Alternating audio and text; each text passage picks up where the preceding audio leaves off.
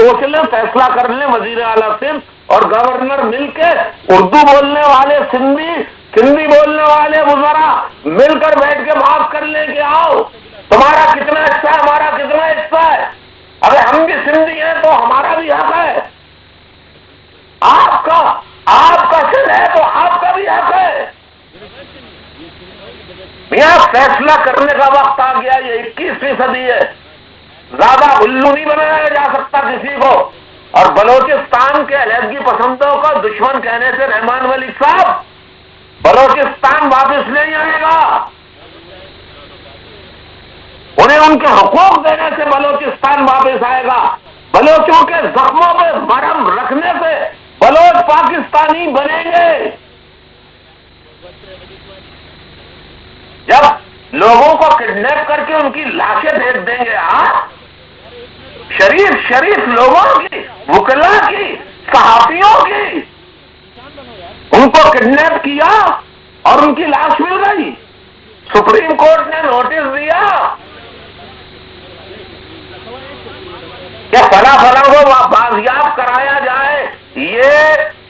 F C کی تحویل میں ہے، تو واپس تو نہیں کیا گیا، 3 دن بعد ان کی لاشیں مل گئی۔ جسٹس صاحب نے وزیر اعظم کو تو علیحدہ کر دیا، مگر لاشیں پھینکنے والے ایف آئی اے کے ڈائریکٹر کے خلاف، یہ ایف سی کے ڈائریکٹر کے خلاف کوئی کارروائی نہیں کی چیف جسٹس نے۔ اب ایک سوال ذرا سا موضوع سے ہٹ کے کر لوں، مجھے ذرا یہ بتا دیں، پارلیمنٹ یہ تاجر برادری کے لوگ، حکومت والے نہیں، پارلیمنٹ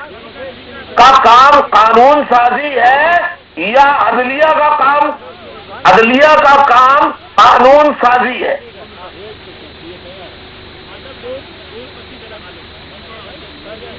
یہ تو آپ لوگ بول رہے ہو، ایم کیو والوں کا جواب نہیں چاہیے، مجھے عوام کا جواب چاہیے، مجھے صنعت کاروں تاجروں کا جواب چاہیے۔ بھائی تاجر برادری آپ بولیں نا، صنعت کار برادری کے میرے بھائیوں بزرگوں بولو نا، قانون بنانا پارلیمنٹ کا کام ہے یا عدلیہ کا کام ہے؟ قانون بنانا پارلیمنٹ کا کام ہے، پارلیمنٹ کا کام ہے، اس کا فیصلہ ایک دن ہو جائے نا، تاکہ اگر پارلیمنٹ کا قانون بنانا غلط ہے، آئین کی خلاف ورزی ہے، تو پارلیمنٹ کو ہی پھر ہمیشہ کے لیے پارلیمانی سسٹم کو ہی ختم کر دیا جائے۔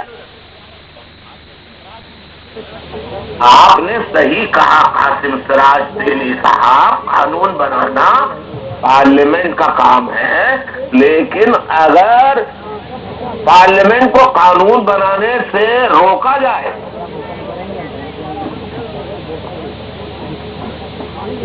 اس کا مطلب تو یہ ہوا کہ قانون ہے ہی نہیں اس ملک میں۔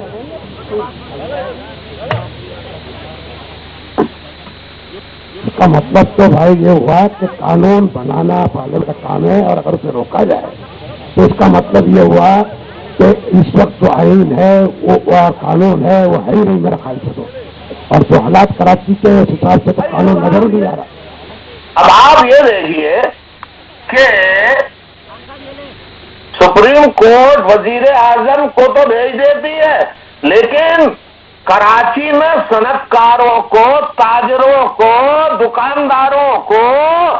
تحفظ فراہم کرنے کے لیے کوئی نوٹس نہیں لیتی، کیوں؟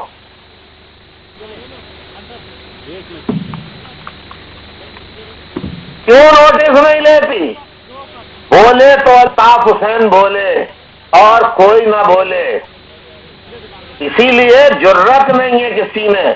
تو میں تاجر برادری سے کہتا ہوں، میں تمام باتیں پرانی بھول کے میں آج پھر تاجر برادری سے کہتا ہوں کہ میں تمہارا ہوں، تم میرا ہو، میں تاجر برادری کے تحفظ کے لیے آخری سانس تک جدوجہد کرتا رہوں گا۔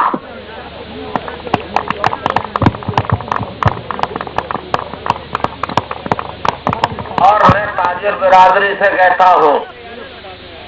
کہ جہاں آپ 2 کروڑ 4 کروڑ کا 50 لاکھ کا بستہ دیتے